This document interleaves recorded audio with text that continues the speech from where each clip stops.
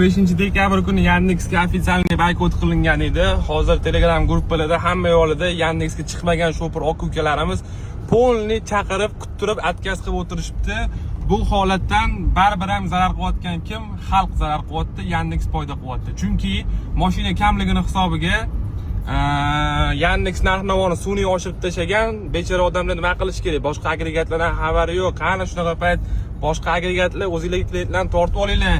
Yandexga bekordan bekor shuncha pul chiqib ketyapti.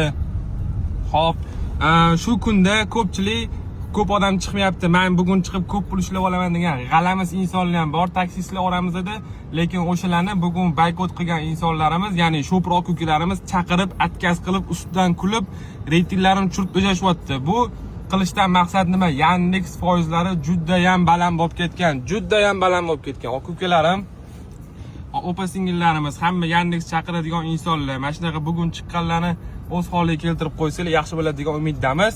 Lekin Yandex bugun mana sun'iy narx-navolarni oshirib tashagan, hamma yo'lni qizartirib, вообще to'g'ri hammani chiqib ishlagisi keladi, lekin bu narsani hozirroq to'xtatmasa Yandex bundan battar holatga tushiradi. Tasavvur qilinglar, ertalab turib olsalar, Yandex ishlayapsizlar, kechqurun uyga qaytib kelib, charchab uxlab qolsalar. Bu yerda kim boy bo'lyapti?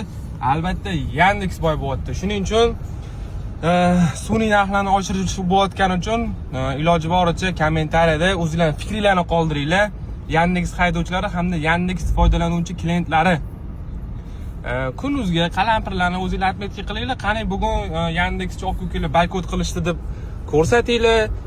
Biz bir kuchimiz bitta shu Yandexga qarshi chiqa olmasak endi bo'lmabdi endi. O'zini o'ylagan Yandexda ko'p pul ishlab olaman degan aka-ukalar, unaqa g'alamis bo'lmanglar. Mana akada ham nomerlarini ko'rsatmayman. Mana Yandex nakligi bor ekan.